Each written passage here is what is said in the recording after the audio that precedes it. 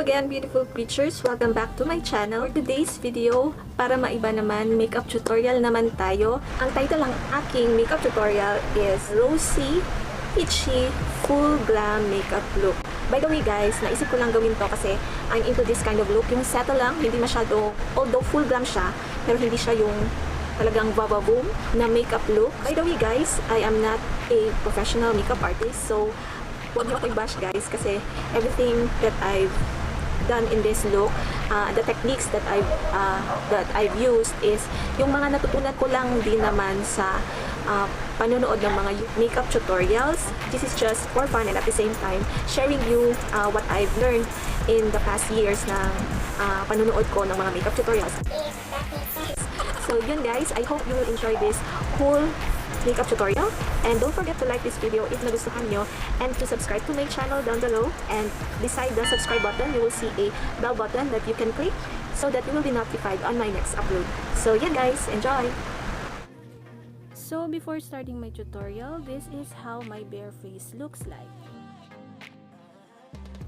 Then starting off with the base, I'm using my Quick FX primer. By the way guys, using a primer is really a must, especially if you have an oily skin like me. Kasi it gives us smooth finish at saka mas tumatagal yung foundation sa ating face. For the foundation, I will be using my L'Oreal Infallible Fresh Wear Foundation in the shade Golden Beige. By the way guys, I have a review of this. If you want to check it out, I will put the link down below.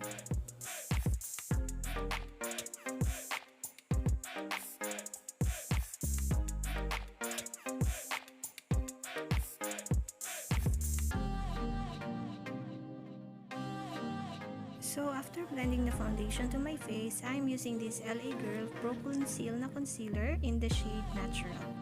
By the way, I'm putting the concealer in the highest points of my face para ma-highlight sila, and also to some of my blemishes or dark spots para ma-cover sila.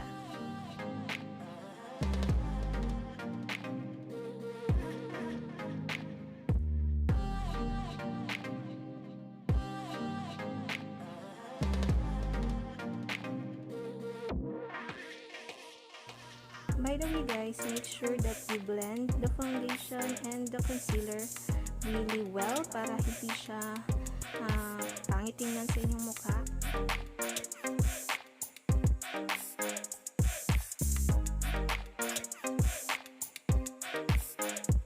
So after blending my concealer, I proceed to my kilay. For this tutorial, I was using my favorite pangkilay na EB Advanced Brow Define in the shade Slate. By the way guys, this is how I do my brows. I just shape it the way I want it. Of course, after outlining and filling the gaps, I brush it using a spoolie to make it more natural.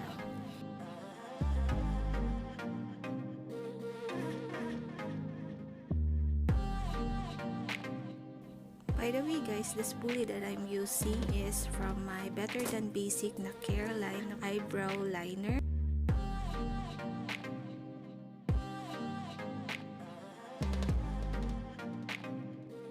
Now let's proceed naman for the baking. For baking, I love to use my Nichido Final Powder in the shade Creamy Glow. I always do baking, especially if I know na tatagal yung makeup sa mukha ko. Kasi based on my experience guys, nakakatulong talaga siya sa pagkontrol ng oil ng ating face. Now for the fun part, we will be applying our eye makeup. For the first eyeshadow I'm using in this tutorial is parang flesh siya na kulay guys. And I'm blending it all over my lids, extending it sa folds ng aking eyes para mag-pop up talaga yung kulay.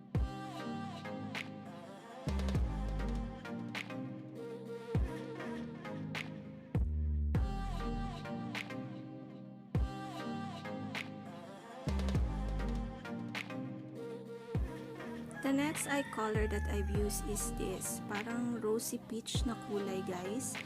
And I'm putting it in the outer V of my eyelids and then extending it to the folds of my eyelids. And also the remaining product I put a little bit in my inner corner kasi I have hooded eyes guys, so I really have to extend a little bit para maganda siyang tignan at mag-pop up talaga yung kulay sa aking eyelids. And using a blending brush, I am now blending the harsh lines para maging smoky yung effect ng ating eyeshadow.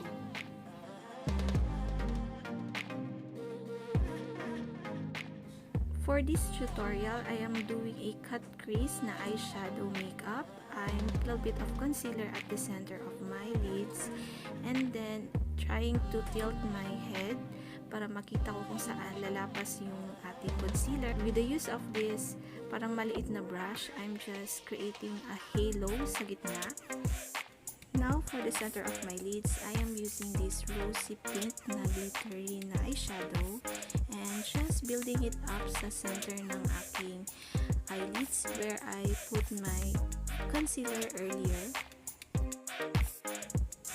And then, going back to my second eyeshadow, yung in-apply ko na rosy peach sa my outer V, I'm reapplying it sa my outer V para i-blend siya sa glittery na eyeshadow natin. It will make your eyeshadow look more natural guys kasi magiging parang ombre siya tingnan. So I'm using again my blending brush to blend the eyeshadow and also I'm adding more of my transition color, yung flesh sa aking crease. Bine-blend ko lang siya talaga guys. And that's it. That's my final eyeshadow look. So in this part guys, I am just blending the powder that I baked earlier. Actually, munti ko na siyang nakalimutan. So now guys, let's proceed to contouring and blush. And I'm using my EB Advanced Contour and Blush Palette.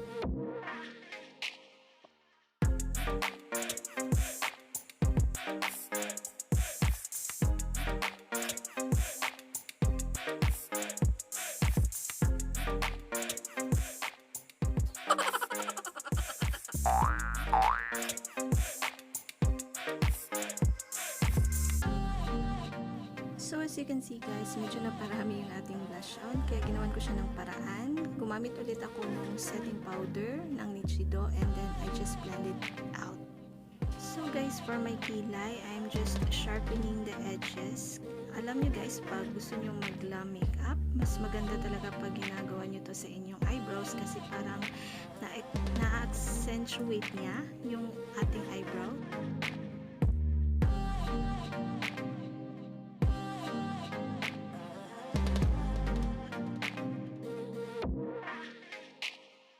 Now for my highlighter, I'm using this EB Advanced Glow Out Highlight and I'm just putting it at the top of my blush on and also at the high points of my face like sa nose bridge and sa cupid's bow.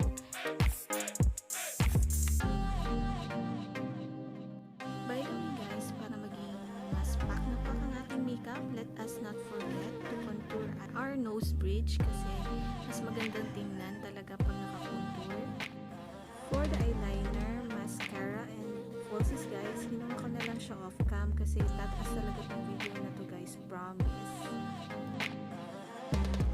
Alam niyo ba guys, muntik ko nang makalimutan na lagyan ng eyeshadow yung aking lower lash line. So ihahabol ko siya guys. The first eyeshadow na nilagay ko sa aking lower lash line is yung rosy peach na kulay and then I'm blending it with my transition color na flesh eyeshadow. And for my inner corners, I'm using this clean glittery na eyeshadow and just add it up to my inner corners. And now we're done to the last product. I am using my Sunny's Face Fluff Matte Lip in the shade of Milkshake.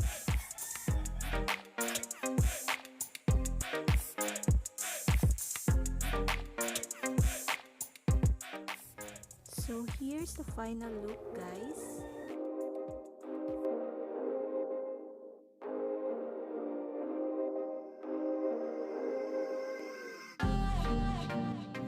Thank you for watching guys. I hope you enjoyed this video.